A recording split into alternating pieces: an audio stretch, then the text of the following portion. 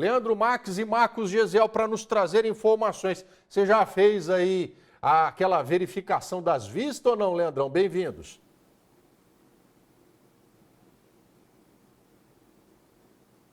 Rodrigo, ótimo dia para você, excelente semana para todo mundo. Olha, esse detalhe é muito importante.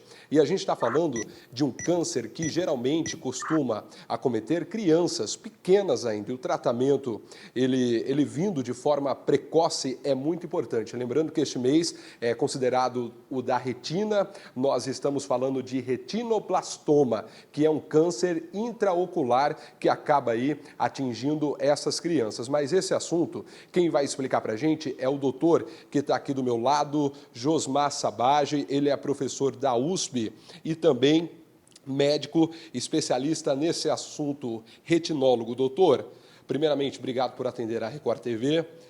Vamos entender o que é esse câncer. Bom, boa tarde, Leandro, boa tarde, Rodrigo, boa tarde a todos. Eu agradeço, antes de mais nada, a oportunidade de falar sobre retinoblastoma, um tema tão importante assim, né? O retinoblastoma é um câncer intraocular, é o câncer intraocular mais comum na criança. Nós temos uma incidência de 200 casos por ano no Brasil, aproximadamente, e 8 mil casos no mundo. Ele se origina de uma célula da retina, como a gente pode ver nessas imagens, né? E forma um tumor que pode crescer para dentro do olho ou externamente. Doutor, e quem olha essa imagem talvez não entende nada, mas a gente está vendo ali que esse é o início do câncer, digamos assim? Esse já é um câncer já de tamanho moderado. O ideal é fazer um diagnóstico até antes desse momento aí, mais precocemente, né? Agora, doutor, qual é a causa de tudo isso? É um câncer que se origina de um gene, o gene RB1. Esse gene ele pode ser adquirido de forma genética, mesmo hereditária, que a gente chama de germinativo, quando ele passa do pai para o nenê, mas ele também pode surgir de forma somática, que é aquele quando já no feto, quando está se formando o nenê, o gene sofre uma mutação, se altera e desenvolve o tumor.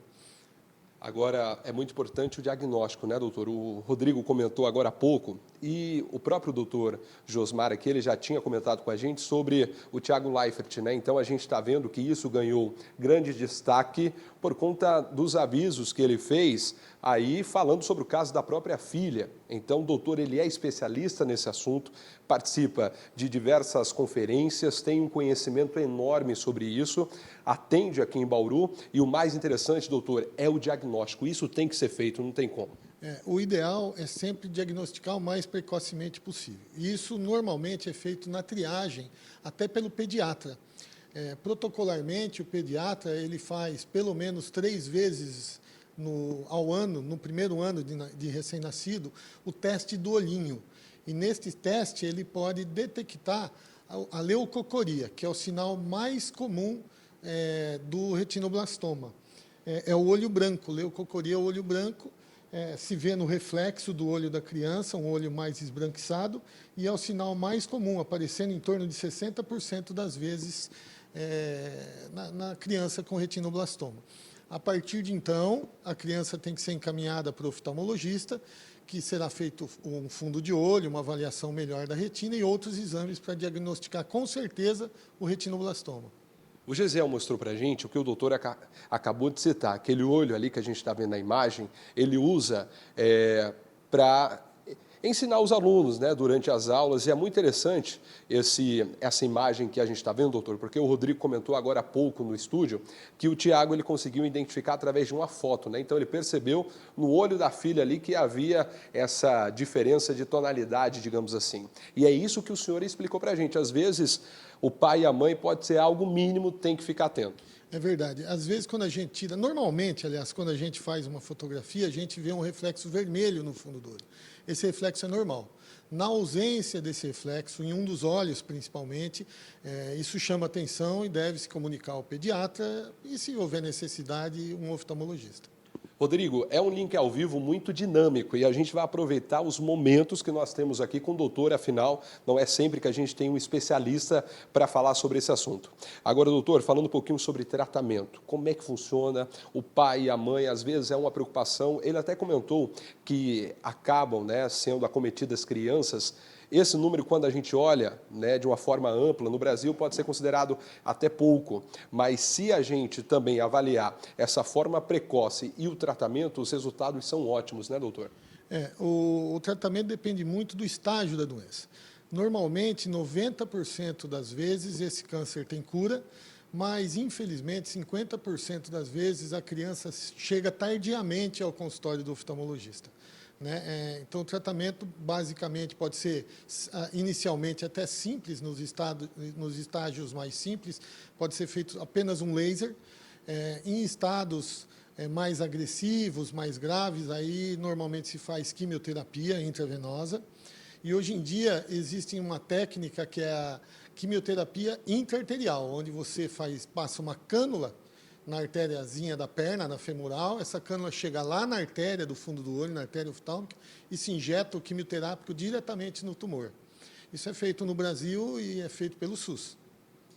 Tem muita gente assistindo o nosso BG e eu quero pedir para o doutor Josmar Sabag encerrar esse nosso link ao vivo, alertando os pais. Ele já trouxe aqui um panorama completo, mas eu quero que ele alerte novamente os pais, principalmente essas crianças. Percebeu alguma coisa diferente, doutor? É importante insistir. Como a gente comentou, todo momento aqui, o diagnóstico precoce é muito importante. E é importante observar detalhes diferentes. O estrabismo, por exemplo. O estrabismo tem que ser avaliado com atenção.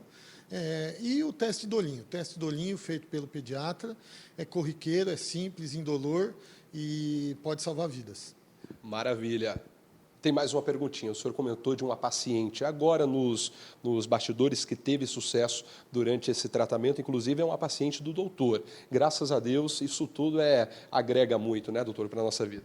Eu acho que atender essa paciente mudou muito minha vida como médico e minha vida pessoal, que foi logo que eu cheguei aqui em Bauru, há 30 anos atrás, e graças a Deus tudo deu certo, ela é minha paciente até hoje. Graças a Deus. Esse foi o nosso doutor Josmar Sabag, professor da USP e também retinólogo que gentilmente atendeu a Record TV e comentou sobre esse assunto que é tão importante. Rodrigo, mês da retina, conscientização. Qualquer dúvida, vale a pena procurar um especialista. Essa orientação é principalmente para os pais. Volto contigo.